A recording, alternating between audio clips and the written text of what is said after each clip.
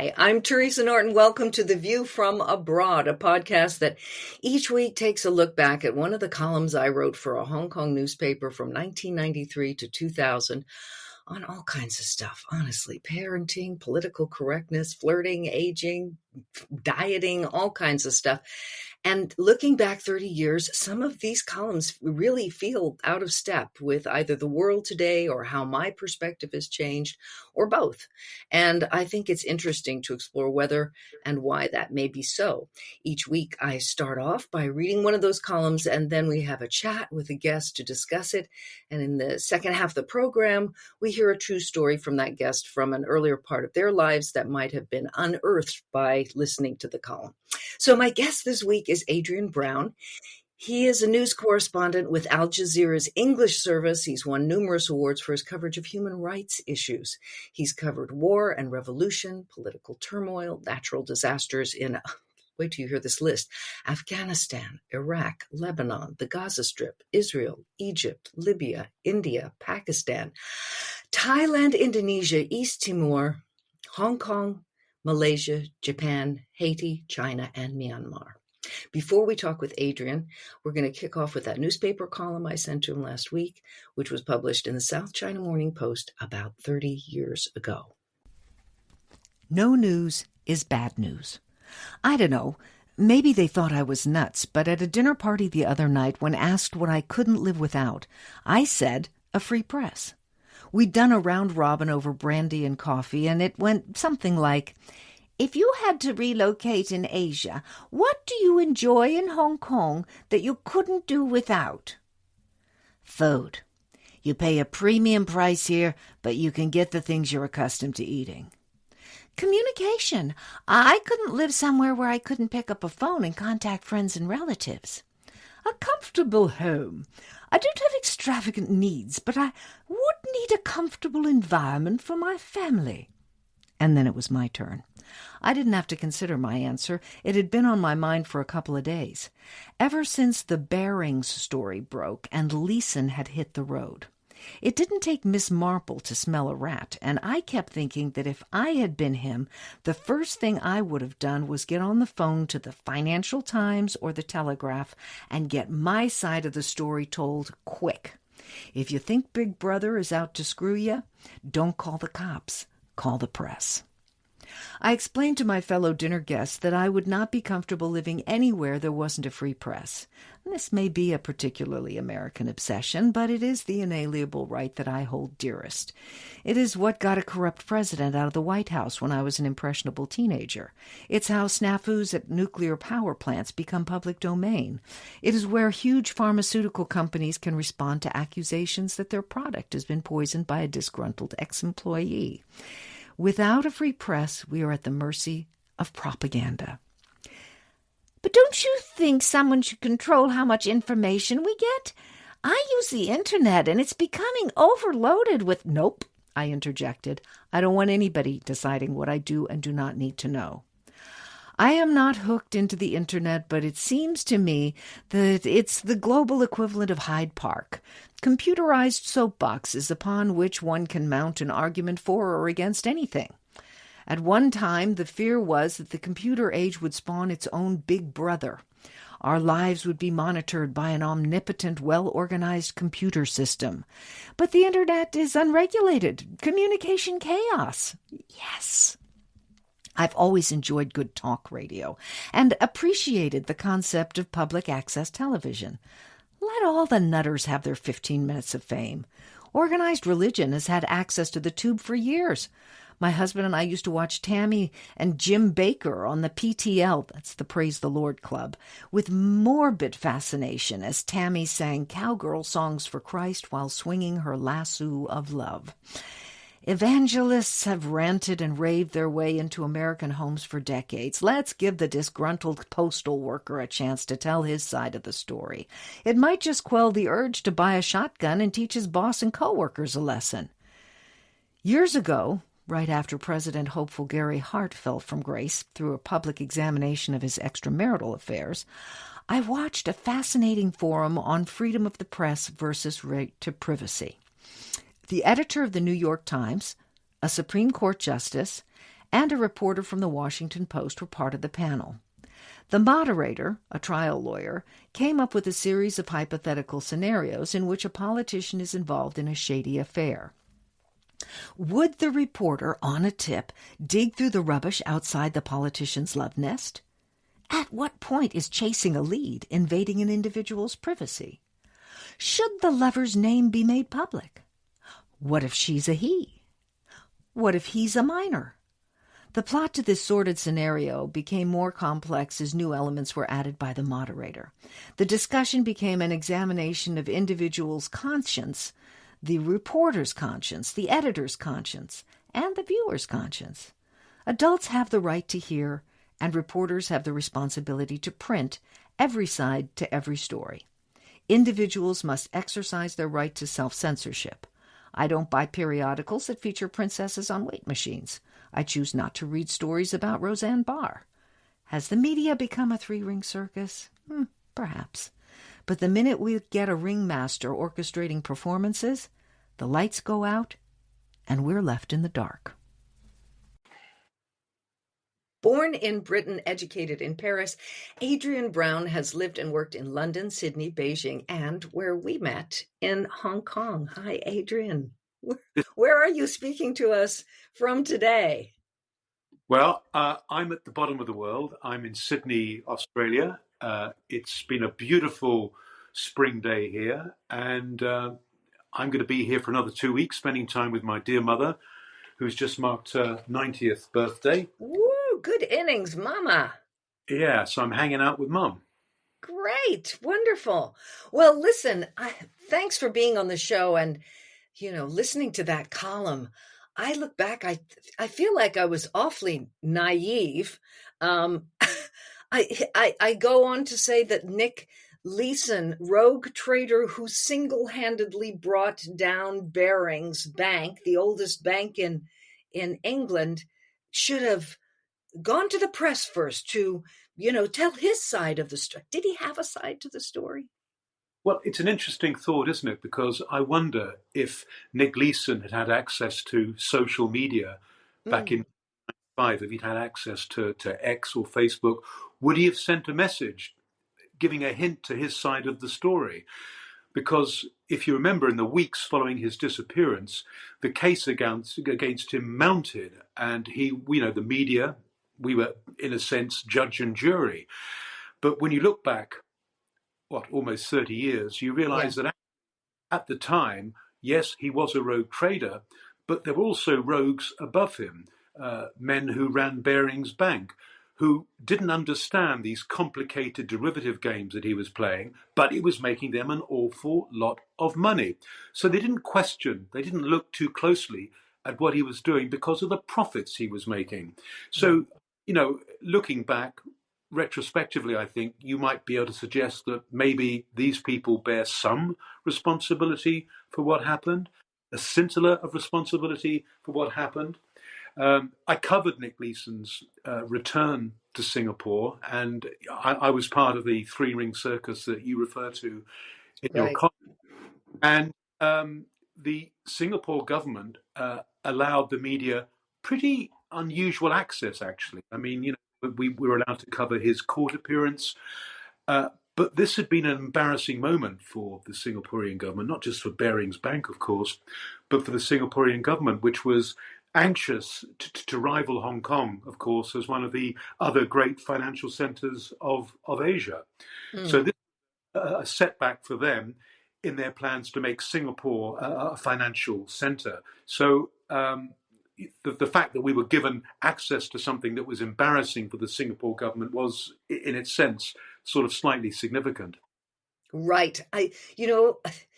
The other thing, you mentioned the internet, if he had gone on the internet. Of course, I do this whole thing where I say, it's like Hyde Park. Everybody should have, all the kooks should have their 15 minutes on a box and rant to their heart's content. Maybe will be the antidote to disgruntled postal workers.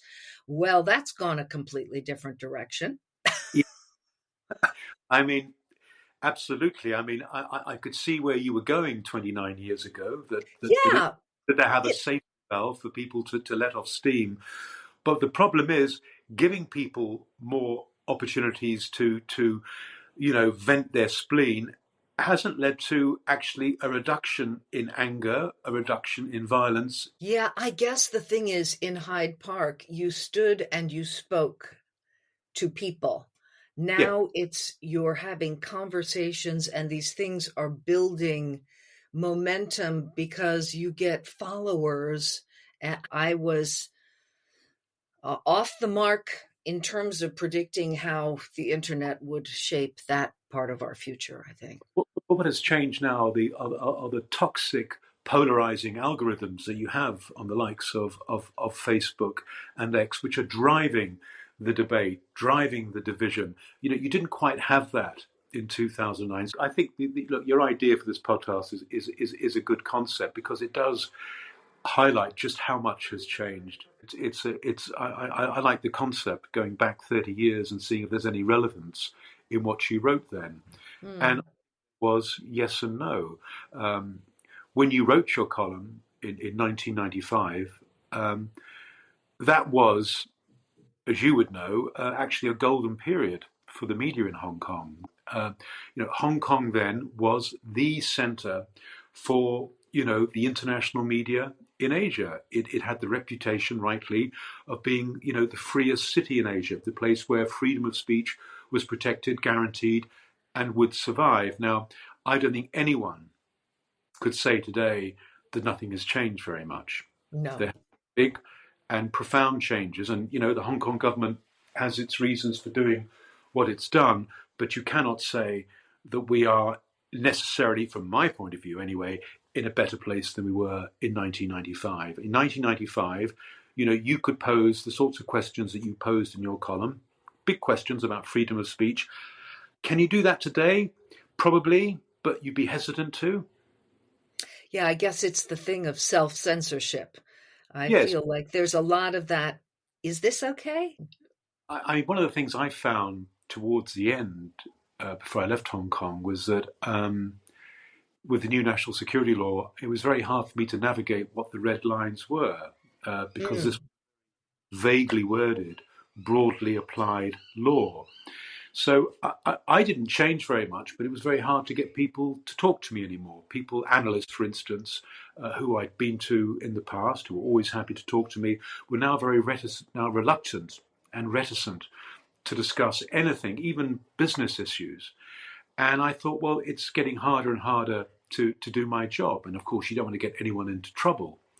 So as a reporter, I really couldn't do my job effectively or properly anymore. I felt that I was still, in many ways, back in China, where I'd had to deal actually with self-censorship, and now I felt it was happening all over again. I mean, in China, and this is where I guess I'm revealing an ethical problem potentially, is that often I would interview someone, but they say something that was so strong about the Chinese government, I didn't want to identify them because I didn't want them to get into trouble, even though they didn't care. But a purist journalist will say, well, actually, you should have used it because she said she wanted you to use it and she didn't care. So, have any new lines been drawn or erased around what is printable, postable, broadcastable today, do you think? I'm not talking specifically about Hong Kong, but just in general. Do you think it's now anything goes more, or is it more confined depending on where you are? I suppose it depends on who you are. I mean, if you're, a little, website if you're a small website, and, you're not part of the mainstream media, then I guess you can pretty much, say what you want, if you're like Breitbart News in the States. But I think if you're the New York Times or the Times of London, you still are sticking to basically the same rules that have always guided us, which is, balance, impartiality.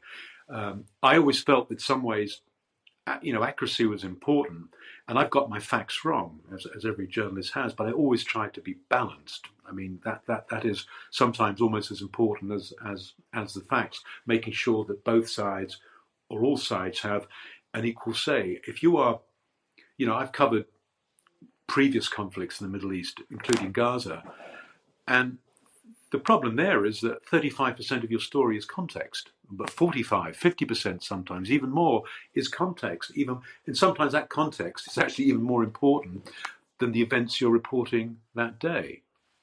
Right. You know, what comes up for me when you were talking about this just a little bit earlier is the idea of the algorithms feeding you what you want to hear, what they know you are interested in. So are you getting both sides of the story? No, you have to be a pretty active and interested Yes. detective to find and listen and be patient to listen to both sides of the story, because even with major networks, they're definitely supporting a particular perspective that feeds the Well, Frank Zappa called it confinement loaf, right? yeah. But we seek out something that confirms our biases. You know, I mean, when I go back to England, I can't really find a paper anymore that talks to me. You know, I'm certainly not a Daily Mail reader. I'm not a Daily Telegraph reader.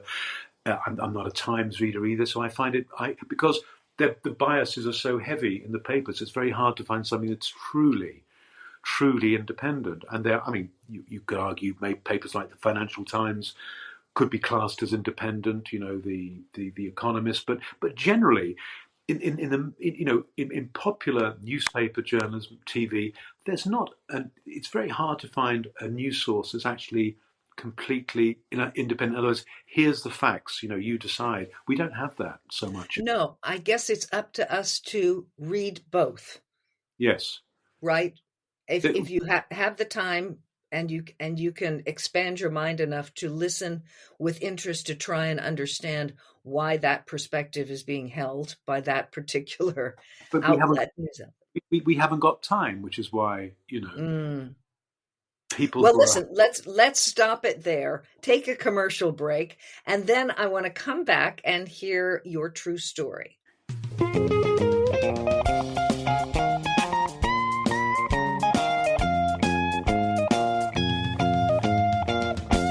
So let's call this commercial break more of a public service announcement. You have a particular charitable organization you'd like to tell us about, Adrian, that you think deserves a little more attention? I want to give a big shout out to a charity called Rural Smile Club. This is a charity that's based in New Zealand, my adopted country. And as the title suggests, this is a charity that helps people in far-flung rural areas, in particular, children with intellectual disabilities, as well as adults with intellectual disabilities. So these are people in farming communities. And what this charity does, and it's a charity that's growing, by the way, each week they organise for the kids to go to a centre, community centre of some sort, where the kids do art, they do music, they do dance. And the parents come along too, the mothers, and they go into an adjoining classroom where they can do the same thing if they want. But it means it's a chance for them to meet the parents of other kids who have these disabilities, which in itself is, I guess, a form of therapy. They find, liaison officers, as they call them, to actually go to visit these families to try and assess their needs and to work out what is best for them. But these are kids who might ordinarily be on the margins, forgotten, and this charity brings them into the mainstream. And they've done really, really good work. It's a big charity. It's raised quite a lot of money. It's supported by corporate New Zealand. And of course, they always need, funds because there's always after hire. Is there a website we can go to? It's very simple. It just has 8 letters. It's called ihc.org, org.nz. Now, even if you don't want to donate any money, go to their website because they're doing some great work. And you never know, it might give an idea to someone in another part of the world to start off a similar charity. I hope so, anyway. That sounds wonderful. Thank you for sharing that with us, Adrian.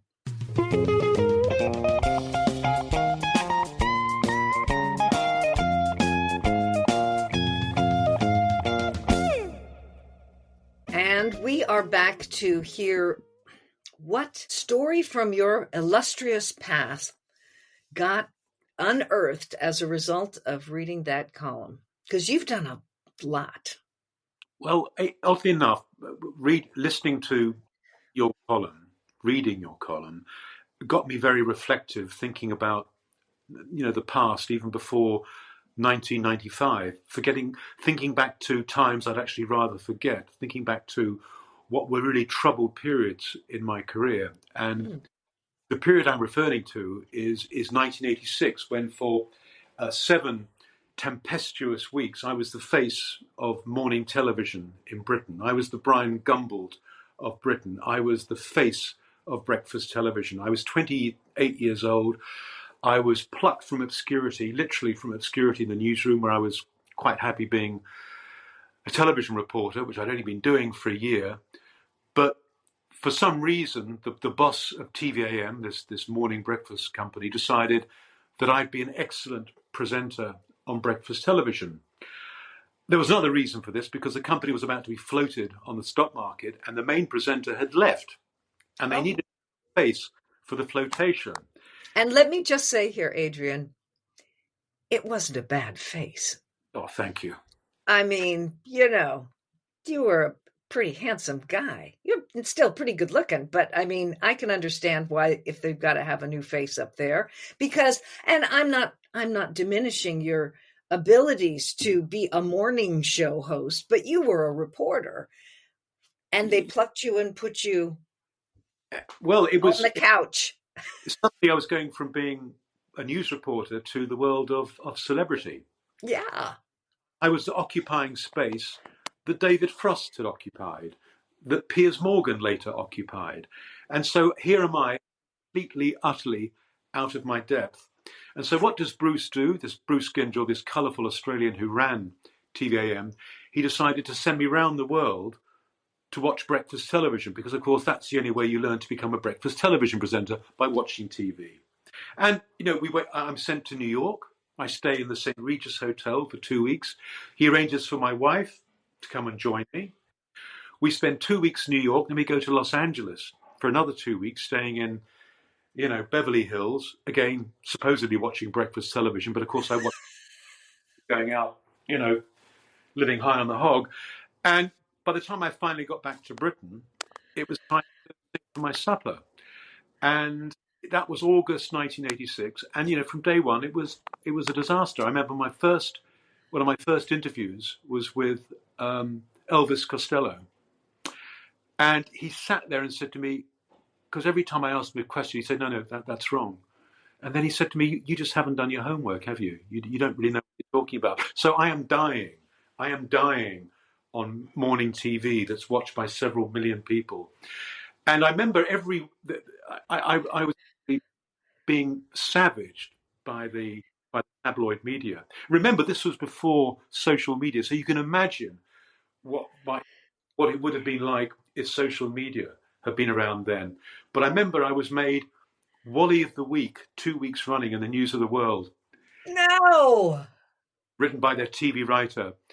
And I think there was another headline that said, "Don't be a lemonade, get it?" Another one was, "Brown gets me down." So the headlines were getting worse and worse and worse. I mentioned Twitter because what we had in those days was you'd get viewers would call in with their comments, someone would type up those comments, and then the sheets would be given to you in the studio. And I can remember just looking down, seeing all these negative quotes saying, "This guy is awful. I'm switching to the BBC. He's terrible." And so after about 7 weeks, I said to Bruce, "Look, I don't think this is working." And he said, "Yes." He said, "I'm 60% right most of the time." He said, "But you're in the 40%. Adrian, I have all these maternal instincts now coming up, because I think you were in your 20s. 28. And Julia, my wife, was just 26. And she said she found it difficult to sleep because I would simply grind my teeth at night. And, you had to get up at 3:00 in the morning. In the dark. 3 a.m. in the dark. And then you'd come home at, 10:00 in the morning, try and get some sleep. And then you'd be given all your briefs to read for the following morning. And I just didn't like it. And to do a job like that, you've got to be good at facile interplay on the sofa. And I didn't do facile interplay. So on a Monday morning, my co-presenter, who was a much bigger star than I was, Anne Diamond, I mean, she was, the queen of morning TV. She'd say, "So how was your weekend, Adrian?" I go, "Fine." And it was a sort of stop-start monosyllabic delivery. And and when I look back now, I don't know how I survived even 7 weeks. Do you have when you look back, do you have just like buckets of compassion for that very young man who was kind of thrown to the wolves? Well, I think that I've always taken a risk. I always think, it would have been silly if I turned it down. Who knows where it might have led? But I think deep down on day one, I knew, you've got to cut your cloth accordingly. This is not you. You are not a breakfast television presenter, and I learned that earlier on. So you learned an important lesson. You know where your strengths are, and you know where your weaknesses are. It's just that mine was played out before several million people on breakfast television. And you know what's so funny? Several years later, I was in India, and we'd been to go and interview the Dalai Lama, actually. And we'd stopped in this town in Himachal Pradesh to get some petrol. And the guy who was serving us in the petrol station said, "I know you." He said, you were on that program, Good Morning Britain, but you weren't very good. And then he called us to say, "Look, this is Adrian Brown. Do you remember him? He was on that program and he wasn't very good." And then he called over more of his friends from this nearby village. And that suddenly, this was before iPhones and selfies. So, I couldn't shake this off, and then in 2004, when I moved to Sydney, Australia, covering a citizenship ceremony, and this guy came up and he said, "I know you. You were on television all those years ago. You didn't last very long." And I said, "Well, of course, I'm a correspondent now. It was all very long time ago." "Oh, no, I remember." And, what I was, of course, I was the George Lazenby of breakfast television presenters. For those who don't know, George Lazenby was the actor who played James Bond only once. And that's what I was, the George Lazenby breakfast television presenters. I wouldn't even probably merit a question on Trivial Pursuit. I was there so fleetingly. It was a blip in your illustrious career. Yeah. Adrian, thank you for sharing. That's one of the best stories I've heard. And you know why? Because it's, you opened the kimono and told us a true story that was riddled with unhappy memories. But you're right. The thing is, you come away from something like that. What do we learn? Did it teach you anything about not paying too much attention to what other people think? Well, no, I think the trouble is I believed the criticisms, and I think the criticisms actually were right. I think the people of Britain the viewers had suffered too much. It was time to put them out of their misery. I think what it taught me was humility. And the older you get, the less you fear failure. When I was 28, it left me very depressed afterwards. I was in a really bad place. I was very, very depressed. I thought it's time to give up what I've been doing and try something else. But, today, if that were to happen, I wouldn't care. I think because as you get older, you fear failure much, much less. That's a beautiful and encouraging way for us to end this podcast. And I think for those who are out there and listening and are younger and are going through something that's getting them down, that's a wonderful reminder that, as you get older, you're going to have more of those kinds of situations that come up, and you're going to be so much better able to manage yourself around it. Also, I had a wonderful, supportive wife. Yeah. And that who happens to be one of my dear friends. So, yeah. I have to say that because I know she'll be listening. Listen, Adrian, thank you so much. It's been wonderful having you on The View from Abroad, and we look forward to seeing the rest of you the next time we get together. Let me say this: breathe all the time, come up slowly. And, if you're going through something rough, hang in there because, hey, what if it's good? Yeah.